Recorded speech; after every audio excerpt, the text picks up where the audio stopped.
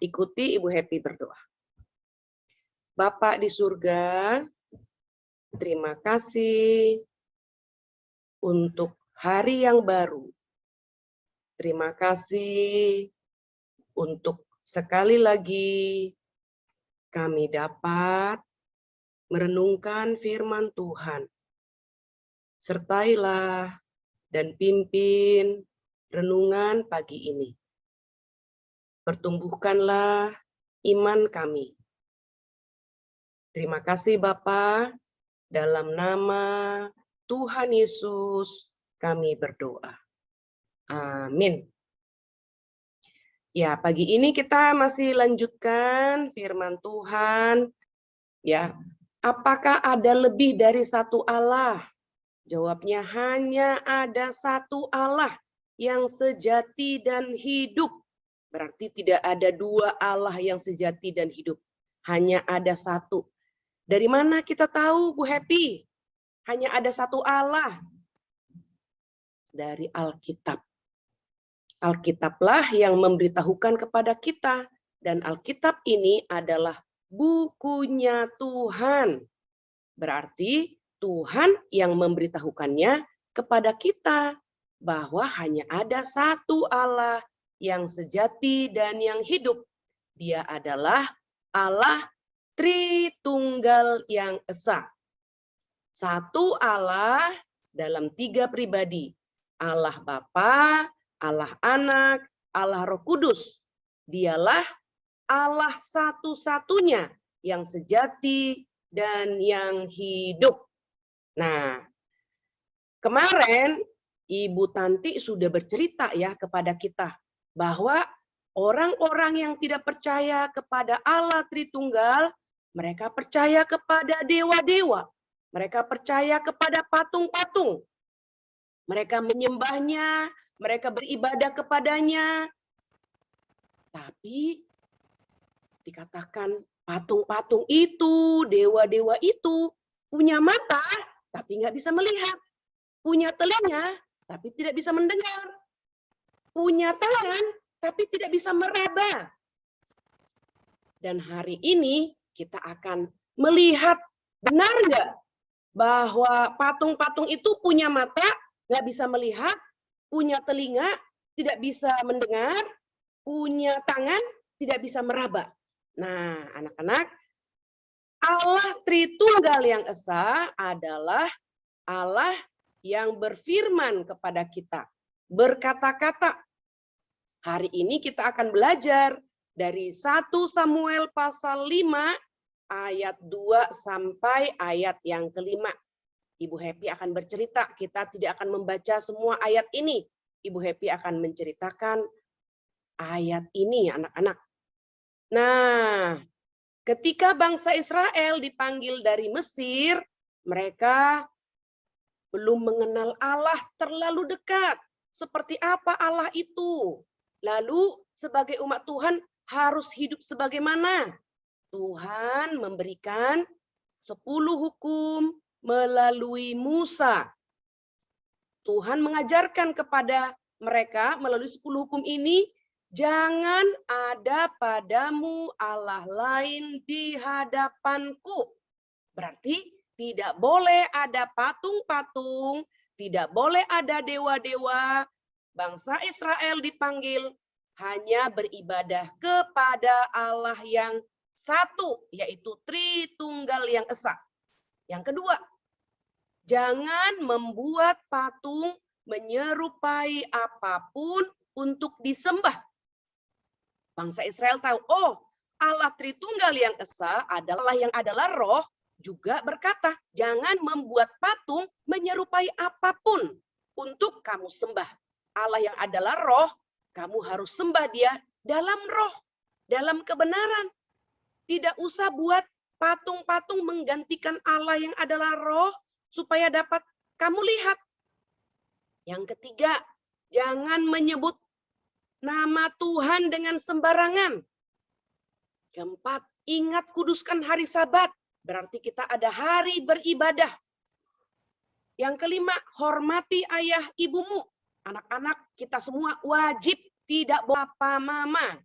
jangan membunuh, jangan berzinah, jangan mencuri, jangan mengucapkan saksi dusta tentang sesamamu, tidak boleh berbohong, jangan mengingini milik orang lain, tidak boleh mencuri. Nah, anak-anak, bangsa Israel mulai diajari bahwa Allah beserta dengan mereka melalui pembangunan. Ajarkan kepada Musa, bangunlah kemah suci Musa. Dalam kemah suci ini ada ruang kudus, ada ruang maha kudus. Dan kemah suci ini adalah lambang aku hadir menyertai kalian. Maka waktu mulai di padang gurun, setelah keluar dari Mesir, Musa bersama dengan orang-orang yang pintar bertukang membuat kemah suci. Di dalam kemah suci ini ada ruang maha kudus dan 10 hukum tadi, 2 loh batu ya berisi 10 hukum diletakkan di ruang maha. Nah, ini adalah lambang kehadiran Allah menyertai bangsa Israel. Di dalam kemah suci ini ada tabut perjanjian berisi 2 loh batu. Nah, bangsa Israel tahu kemah suci, tabut perjanjian adalah lambang kehadiran Allah. Anak-anak perhatikan, lambang itu berarti menunjukkan bahwa Allah menyertai mereka. Tapi Allah bukan kemah suci itu sendiri, bukan tabut perjanjian ini. Itu adalah lambang. Nanti kemah suci ini merujuk kepada Yesus waktu inkarnasi, ya, Immanuel, Allah berkemah bersama dengan kita. Nah, ketika bangsa Israel sudah sampai di tanah Kanaan, maka mereka juga membawa tabut perjanjian ini. Suatu kali mereka berperang. Lalu mereka tidak datang kepada Tuhan bertanya, Tuhan, harusnya anak-anak, umat Tuhan harus datang kepada Tuhan bertanya. Kalau mau berperang, tanya, Tuhan, apakah kami boleh berperang? Kalau Tuhan katakan, boleh. Tuhan akan sertai. Tuhan akan pimpin. Kalau Tuhan sertai dalam perang, pasti menang. Tapi bangsa Israel, mereka tidak bertanya kepada Tuhan. Mereka langsung pergi berperang. Mereka kalah anak-anak. Mereka dikalahkan oleh orang Filistin. Lalu orang Filistin, hore-hore, kita menang. Bangsa Israel kalah. Bangsa Israel, kita kalah. Mereka pulang ke Israel. Lalu apa yang mereka lakukan? Bukannya minta ampun kepada Tuhan, karena pergi berperang tanpa persetujuan Tuhan, mereka malah membawa tabut perjanjian ini. Imam-imam bawa tabut perjanjian supaya Tuhan beserta kita. Bawa tabut perjanjian ke dalam perang supaya orang Filistin kalah. Anak-anak, mereka ketika membawa tabut perjanjian ini, Tuhan beserta mereka enggak? Ada yang bisa jawab? Kimberly? Tidak. Tidak. Mengapa, Kim? Mengapa Tuhan tidak beserta mereka? Kan sudah dibawa, sudah dipikul nih tabut perjanjiannya. Kenapa, Kim? Kamu katakan Tuhan tidak beserta dengan mereka? Karena mereka tidak minta ampun sama Tuhan dan tidak kasih tahu Tuhan dulu mau perang. Iya, betul. Mereka pulang bukannya minta ampun kepada Tuhan, bukannya bertanya kepada Tuhan, Tuhan, kita kalah berperang, kita minta ampun, dan sekarang boleh nggak kita berperang lagi? Enggak, anak-anak. Justru mereka tidak minta ampun, lalu mereka pergi bawa berperang. Mereka mengatakan, tabut perjanjian ini seperti patung bagi mereka. Kalau mereka membawa patung-patung mereka berperang, sekarang kita bawa tabut perjanjian kita berperang. Mereka menjadikan tabut perjanjian ini menggantikan Tuhan. Ini yang salah. Tadi Ibu Happy sudah mengatakan, tabut perjanjian, kemah suci adalah lambang, adalah simbol Tuhan menyertai. Tapi tabut perjanjian ini bukan Tuhan. Tabut perjanjian ini tidak sama dengan Tuhan, maka akan sia-sia saja ketika mereka kembali berperang melawan Filistin dengan membawa tabut perjanjian. Pertama mereka lihat, wah mereka membawa tabut perjanjian. Itu adalah Tuhannya bangsa Israel. Pasti kita kalah. Tapi sekarang berperang, kita lawan tidak? Orang Filistin bilang, ayo kita lawan. Maka bangsa Israel berperang kembali dengan orang Filistin.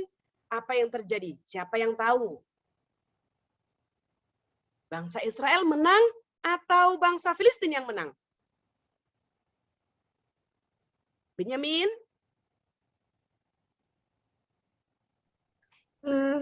Ayo Ben, Bangsa siapa yang menang? Filistin dipikir menang, tapi pagi-paginya pas sudah dibawa ada yang aneh, jatuh patungnya Oh, Benyamin sudah dengar di ceritanya depan. ini. Oke, Di depan baik Benyamin. tabut perjanjiannya. Ya, terima kasih Ben. Ya, Ben sudah mendahului sedikit ceritanya ya. Betul, dalam perang ini orang Filistin menang. Ketika orang Filistin menang, mereka rebut tabut perjanjian. Mereka bilang, wah sekarang dewa kita lebih hebat daripada dewanya bangsa Israel. Sekarang dewa bangsa Israel tambah lagi dewa-dewa kita. Karena orang Filistin menyembah dewa-dewa. Ya, mereka berpikir sekarang dewa orang Filistin lebih hebat daripada dewanya bangsa Israel. Sekarang dewanya bangsa Israel kita ambil. Nah, mereka berpikir dewa bangsa Israel ini adalah tabut mengatakan, ayo kita bawa dewanya bangsa Israel ini ke kuil dewa kita. Kuil dewanya namanya apa? Kuil Dagon. Nah, ini dia anak-anak. Kemarin Ibu Tanti menunjukkan patung-patung ya. Patung-patung yang dibuat dari emas, dari batu, dari kayu, dari tanah liat. Nah, dewanya orang Filistin seperti ini bentuknya anak-anak. Ekornya seperti ikan, ya kan? Tidak punya kaki, tapi punya mata. Anak-anak lihat nggak? Ada matanya, ada mulutnya, ada hidungnya, ada tangan, gitu. Tapi hari ini kita mau belajar. Dagon ini punya mata, dapat melihat nggak? Dagon ini punya mulut, dapat berkata-kata nggak? Punya hidung, dapat mencium nggak? Punya tangan, dapat meraba atau mengangkat nggak? Nah, anak-anak orang Filistin, mereka senang. Sekarang kita tambah dewa. Dewanya bangsa Israel sudah ada di kuil Dagon. Maka mereka letakkan tabut perjanjian ini di depan Dagon, di kuil Dagon. Lalu mereka beristirahat. Kita sudah capek berperang, kita tidur dulu, sudah malam. Mereka tidur, anak-anak. Mereka senang sekali. Sekarang kita tahu, dewa kita lebih hebat daripada dewanya bangsa Israel. Dewanya bangsa Israel sudah ada di dalam kuil dewa kita. Sekarang mari kita tidur dengan nyenyak. Musuh kita bangsa Israel sudah kalah. Dewanya mereka sudah tidak bersama-sama dengan mereka. Justru dewanya mereka sudah ada pada kita. Nah, ini pikiran yang salah. Mereka berpikir Allahnya bangsa Israel sama seperti dewa bangsa-bangsa kafir. Padahal Allahnya bangsa Israel bukan tabut perjanjian ini. Allahnya bangsa Israel sama seperti Allah kita. Allah yang hidup, Allah yang sejati, dan Allah yang adalah roh. Tidak dapat diraba, tidak dapat dilihat, tidak dapat dipegang oleh tangan. Nah, waktu pagi-pagi mereka bangun. Hore, ayo kita ke dalam kuil Dagon. Menyembah Dagon dan juga mau melihat dewanya bangsa Israel. Ketika mereka datang ke dalam kuil Dagon, begitu membuka pintu, apa yang terjadi? Kuil Dagon dibuka dan wah, depan tabut perjanjian. Dan ketika dia jatuh, bisa nggak berdiri lagi? Nggak bisa anak-anak. Kuil Dagonnya begitu saja jatuh. Orang Filistinlah yang mengangkat kembali dewanya ini, menegakkan kembali karena Dagon ini tidak bisa, punya tangan tidak bisa bergerak, punya mata tidak bisa melihat, punya seperti ekor ikan, nggak bisa dikebas-kebaskan. Anak-anak lihat, kemarin Ibu Tanti sudah mengatakan, dewa-dewa orang kafir punya tangan, tidak bisa meraba. Punya mata, tidak bisa melihat. Punya mulut, tidak bisa berkata-kata. Nah, ini contoh. Ya udah, kita kembalikan ke tempatnya. Lalu ketika hari itu sudah sore, orang Filistin mengatakan, ayo kita tidur lagi, sudah malam, istirahat dulu. Lalu mereka tidur malam itu, mereka tidak berpikir, kenapa ya Dagon kita jatuh? Dan mereka juga tidak bisa berpikir, Dagon ini kok nggak bisa membantu dirinya sendiri ya? Kalau dia nggak bisa membantu dirinya sendiri, bisa nggak ya dia membantu kita? Nah, anak-anak, hari ini Ibu Happy mau katakan, orang yang menyembah dewa-dewa, pikirannya gelap. Nggak bisa berpikir terang benderang. Matanya, mata rohaninya buta. Nggak bisa melihat. Itu sebabnya orang Filistin juga pikirannya gelap. Nggak bisa berpikir. Kenapa Dagonnya jatuh, lalu nggak bisa berdiri lagi? Kenapa Dagonnya punya? Bisa berpikir anak-anak. Nah, malam itu mereka tidur. Dan besok pagi mereka datang lagi ke kuil Dagon. Apa yang terjadi? Setelah dikembalikan Dagon itu ke tempatnya, besok paginya mereka datang kembali ke kuil Dagon. Sekarang, wah, Dagonnya jatuh dan kepalanya patah. Terlempar ke ambang. Dagonnya jatuh, kepalanya putus. Hah? Lalu mereka angkat pelan-pelan kepala Dagon. Dan mereka bisa berpikir nggak? Dagonnya jatuh, kepalanya putus. Jatuh, terlempar ke ambang pintu. Mulai sekarang, kita tidak boleh lagi injak ambang pintu. Karena kepala Dagon telah terlempar ke sana. Nggak bisa berpikir terang, anak-anak mereka tidak bisa jelas. Kenapa ya Dagon ini kepalanya putus, terus nggak bisa lagi kembali. Menunjukkan anak-anak, seperti kata Ibu Tanti kemarin, memang patung-patung ini adalah buatan tangan manusia. Kalau patung-patung ini jatuh, manusialah yang kembali memperbaikinya. Nah, coba, patung buatan manusia, tapi disembah manusia. Wah, salah sekali ya. Kalau manusia dibuat atau diciptakan oleh Tuhan, maka kita menyembah Tuhan. Buat oleh manusia, disembah oleh manusia. Ini salah. Harusnya Allah yang menciptakan manusia, maka manusia harus menyembah Allah. Nah, jadi anak-anak sekarang terbuktilah bahwa hanya Allahnya bangsa Israel, Allah yang hidup dan Allah yang sejati. Yaitu Allah kita juga yang kita percayai, yang diajarkan oleh Alkitab. Satu Allah dalam 3 pribadi. Allah Bapa, Allah Anak, Allah Roh Kudus. Allah Roh tidak kelihatan. Ya, tabut perjanjian bukan Allah. Tadi Ibu Happy sudah mengatakan simbol. Nah, jadi tabut ini hanya lambang, hanya simbol. Tidak boleh disembah ya anak-anak. Bangsa Israel salah. Mereka berpikir tabut perjanjian ini sama dengan Allah. Maka mereka berpikir, kalau kita membawa tabut perjanjian ke dalam perang, maka Allah beserta dengan kita. Sekarang jelas ya anak-anak, hukum yang kedua.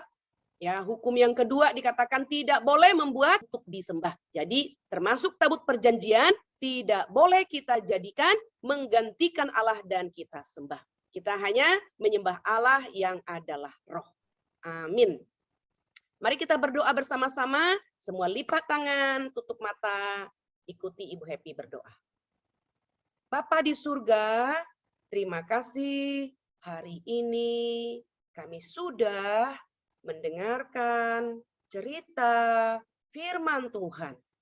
Kami bersyukur diberikan iman untuk dapat percaya kepada Allah yang hidup dan yang sejati.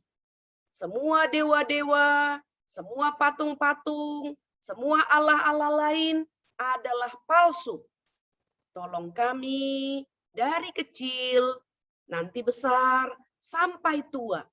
tetap setia, beribadah, menyembah Tuhan yang hidup dan yang sejati.